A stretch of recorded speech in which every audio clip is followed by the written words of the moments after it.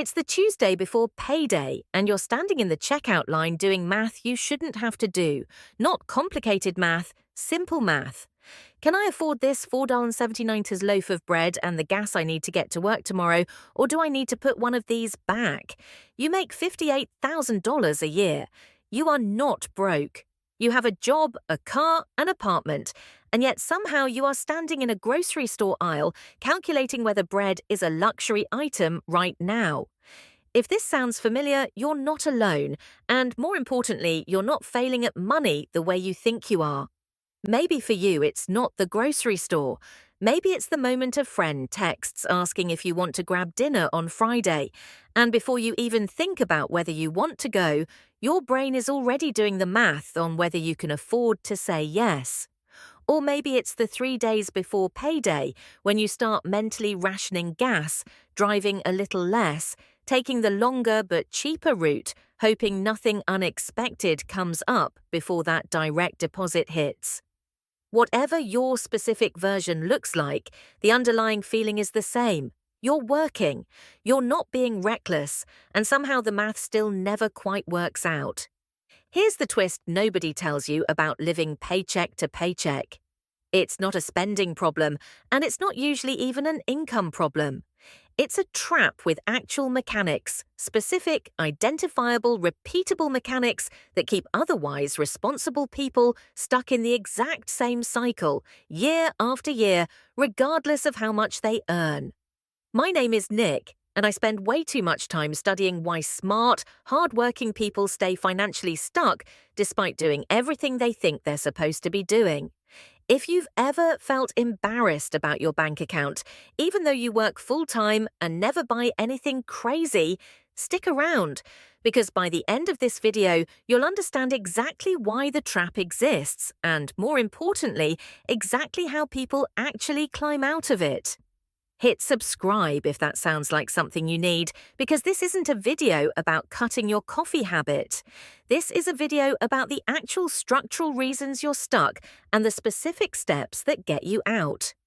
Let's start with a number that should honestly be bigger news than it is. Surveys consistently find that somewhere around 60% of Americans are living paycheck to paycheck. And here's the part that should stop you in your tracks. A meaningful chunk of that group earns over $100,000 a year. This isn't a poverty problem exclusively. This is a structural problem that catches people at almost every income level, which means the story you've probably told yourself that you'd be fine if you just made more money isn't actually the full picture. Plenty of people who make significantly more than you are standing in the exact same grocery store aisle doing the exact same math. So if it's not purely about income, what's actually happening? The first mechanic of the trap is what I call the arrival fallacy, and it's brutal because it feels like relief right up until it isn't. Here's how it works. You're struggling, you get a raise, a promotion, a new job with better pay, and for about 3 weeks it feels like you've made it. Then your spending quietly rises to match, not because you're being reckless, but because relief feels like permission.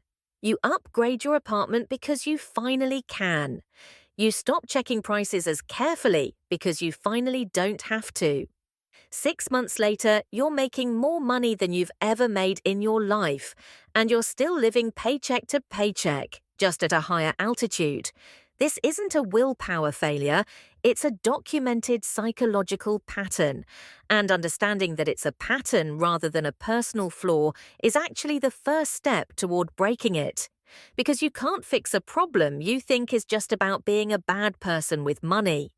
Researchers who study this call it hedonic adaptation, which is a fancy way of saying that whatever level of comfort you reach quickly becomes your new normal, and your brain stops registering it as an improvement almost immediately. The apartment that once felt like a dream now just feels like where you live. The relief of no longer struggling fades into background noise within weeks, and your financial baseline quietly resets itself right back to zero, just at a higher income. The second mechanic is what actually traps people once the arrival fallacy has done its damage, and it's the minimum payment illusion. Credit cards are engineered, And I mean literally engineered by people whose entire job is behavioral psychology to make the minimum payment feel like a solution instead of what it actually is, which is barely treading water.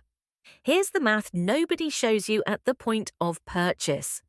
A $3,000 credit card balance at 22% interest, paying only the minimum, takes over 11 years to pay off and costs you more than $2,600 in interest alone. That's not a rounding error. That's nearly doubling what you originally spent, spread out just slowly enough that it never feels like the emergency it actually is. The minimum payment isn't designed to get you out of debt. It's designed to keep the relationship going as long as legally possible. And here's the part that makes it even more insidious. As your balance grows, so does your minimum payment, just slowly enough that it never feels like a dramatic jump, which means you can end up trapped for years without ever experiencing the kind of sudden shock that would make most people stop and reassess. It's not one big, bad decision, and it's hundreds of small, reasonable-feeling ones, each one barely noticeable on its own. The third mechanic is the emergency that isn't actually an emergency, and this one might be the most quietly devastating of the three. When you're living paycheck to paycheck, you don't have a buffer, which means every single normal, predictable expense of being alive gets processed by your brain as a crisis. Your car needs new brakes. That's not an emergency. That's called owning a car. Your kid needs new shoes because kids grow. That's not an emergency. That's called having a kid. But without a cushion, both of these completely predictable expenses get treated with the same panic response as an actual disaster, which means they get paid for the same way an actual disaster would be paid for on a credit card at whatever interest rate you happen to have, adding to a balance that's already fighting the minimum payment illusion we just talked about. The truly infuriating part is that these expenses were never actually surprises. Brakes wear out, kids grow, tires go bald. These are some of the most predictable expenses in existence, and yet without a buffer, they land exactly like lightning strikes every single time. And each time they do, they get financed the exact same way, which means the credit card balance keeps climbing, which means the minimum payment keeps growing, which means there's even less room left over to build the buffer that would have prevented the next one. The trap doesn't just repeat itself, it actively makes its own future occurrences more likely. Here's what these three mechanics add up to when they're running simultaneously, which for most people living paycheck to paycheck, they are. Your spending rises to meet your income the moment things improve. Your debt grows quietly in the background because minimum payments feel like progress. And routine expenses keep landing like emergencies because you have no buffer to absorb them. Put those three together and you get a treadmill that speeds up every time you try to get ahead, which is exactly why so many people describe the feeling as running as fast as they can while somehow staying in exactly the same place. Now, before I get into how people actually escape this, I want to address something directly because I think it matters more than any of the tactics I'm about to give you. If you're in this situation right now, it does not mean you're bad with money. It means you're caught in a system with predictable mechanics that most people were never taught to recognize, let alone counteract. Nobody sits you down in high school and explains the minimum payment illusion. Nobody warns you about the arrival fallacy before your first raise. You were set up to fall into this, not because you're careless, but because almost nobody explains how any of it actually works until you're already standing in the middle of it. So if part of you has been quietly ashamed about this, I want you to actually let that go before we go any further, because shame doesn't get you out of a paycheck to paycheck cycle. Understanding the mechanics does. If this video is helping any of that click for you, hit the like button. It genuinely helps this reach other people stuck in exactly the same spot who feel like they're the only ones dealing with it. And if you've ever thought about learning how to build content that actually explains money the way this channel does, we walk through that step by step inside our community, links in the description. Absolutely no pressure. It'll be there whenever you're ready. Okay, here's how people actually escape the paycheck to paycheck trap in the order that actually works, because order matters more than most people realize. The first move isn't a full emergency fund, and it isn't aggressive debt payoff either.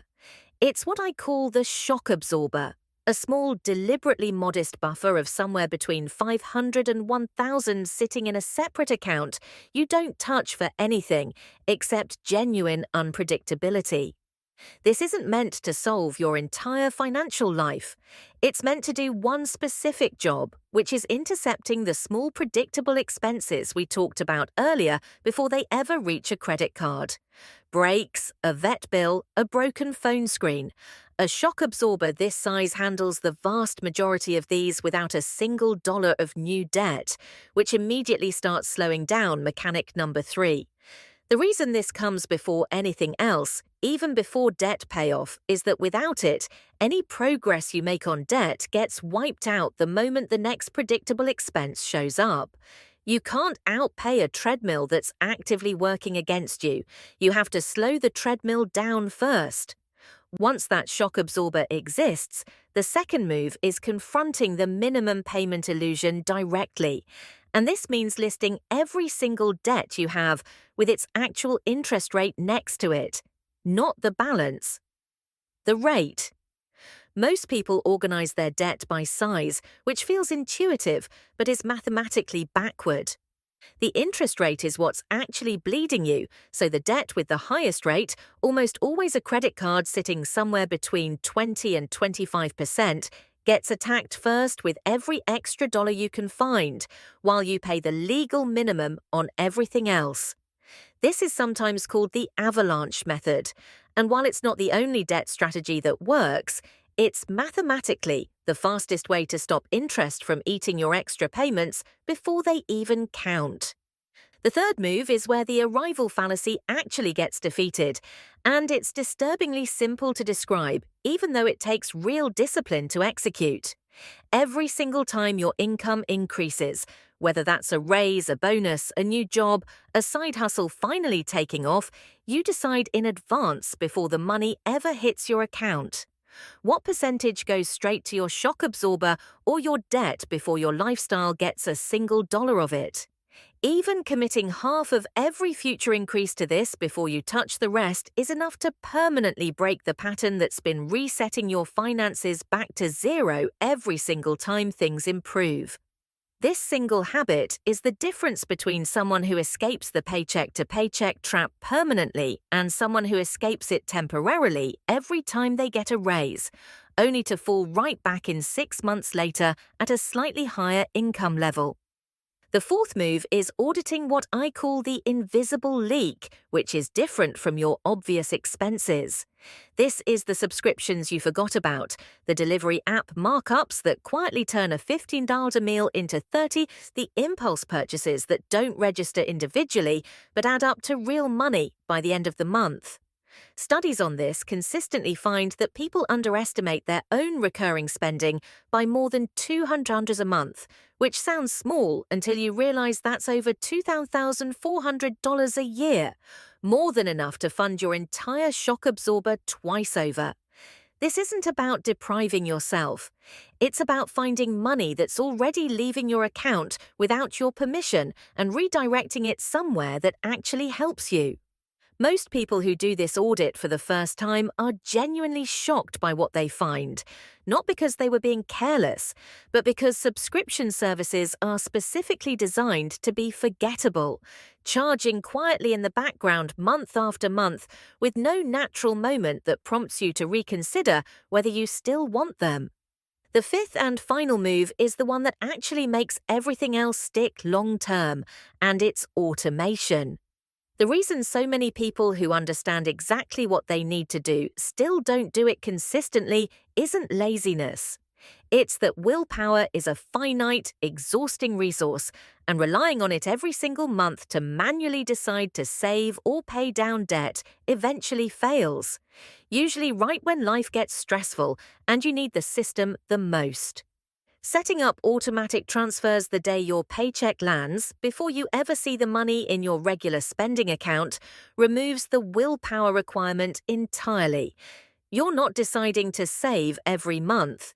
You already decided once, and the system just keeps running. This matters more than it sounds, because the version of you making decisions on a calm Tuesday afternoon is a completely different person from the version of you making decisions after a brutal week at work with a car repair bill sitting in your inbox. Automation means the calm version of you gets to make the decision that actually sticks, instead of leaving it up to whichever version of you happens to be around when the money lands. Here's what actually happens when someone applies all 5 of these moves together instead of just one. The shock absorber stops small emergencies from becoming new debt. The avalanche method stops the minimum payment illusion from quietly draining you for over a decade. The raise rule stops the arrival fallacy from resetting your progress every time things improve. The leak audit finds money you didn't know you had. And automation makes all 4 of the other moves happen without requiring you to be a different, more disciplined person than you actually are on your hardest, most exhausted days. I want to leave you with something specific rather than something vague, because vague advice is exactly what got most people stuck in this trap in the first place. 2 people can have the exact same income, the exact same rent, the exact same grocery bill. One of them builds a $750 shock absorber, tackles their highest interest debt first, banks half of every future raise before touching it, cancels $200 a month in subscriptions they forgot they had, and automates all of it so none of it depends on willpower. The other keeps paying minimums, keeps letting their spending rise every time their income does, and keeps treating predictable expenses like emergencies. 18 months later, one of them has genuine breathing room for the first time in years. The other is standing in the exact same grocery store aisle, doing the exact same math, wondering why nothing ever seems to change, no matter how hard they work. The trap was never about how much you earn, and it was never about being bad with money. It's a specific set of mechanics that most people never got taught to see, which means once you actually see them, you have something almost nobody else in that grocery store line has, which is a real way out instead of just more hope that things will somehow feel different next month. You don't need a bigger salary to start. You don't need to wait for the perfect month with no unexpected expenses. You just need to start with the shock absorber this week, however small, and let the rest of the system build from there, one deliberate step at a time.